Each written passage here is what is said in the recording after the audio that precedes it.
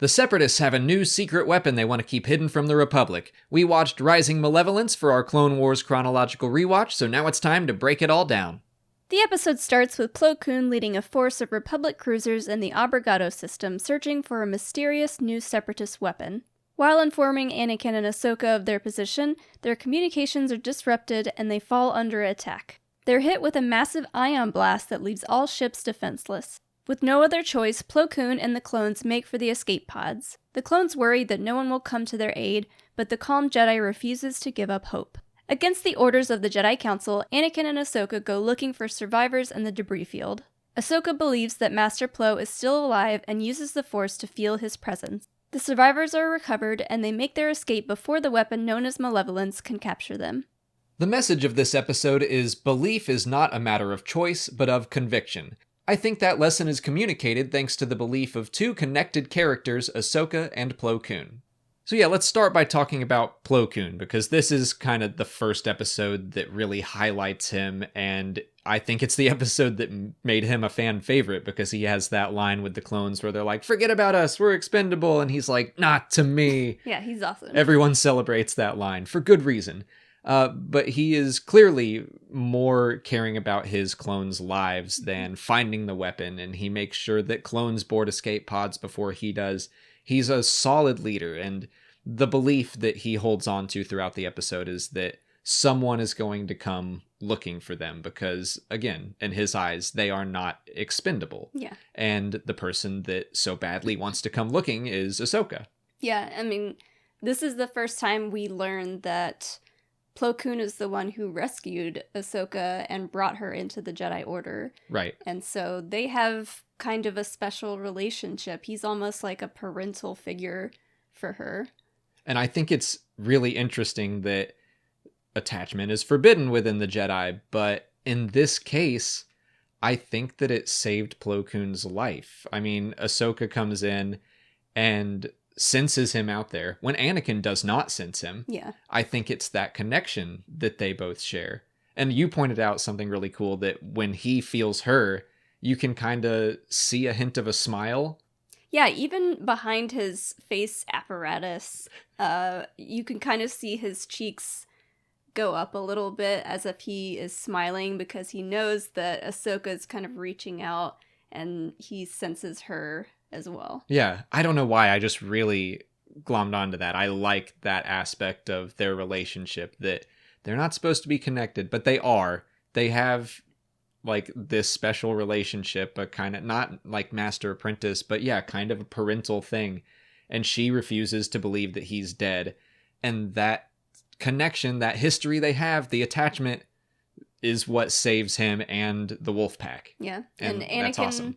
Anakin decides to trust Ahsoka and her ability to sense him through the Force. Having now seen Star Wars Rebels, rewatching this episode reminded me a lot of one of the lessons that Yoda teaches Ezra, that winning isn't as important as how we win.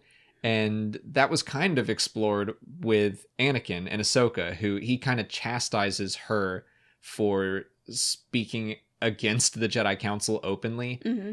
And yet he immediately goes behind their backs and like finds a loophole in what they said to go and save Plo Koon. And he's like, well, we're kind of doing what they said. It's like, we just need to be respectful when we disobeyed them. And that just kind of reminded me of stuff that Yoda said. And it's now interesting to see the connections between these series, like the Clone Wars that came before still has ties with Star Wars Rebels. Mm-hmm. That's really fun to see.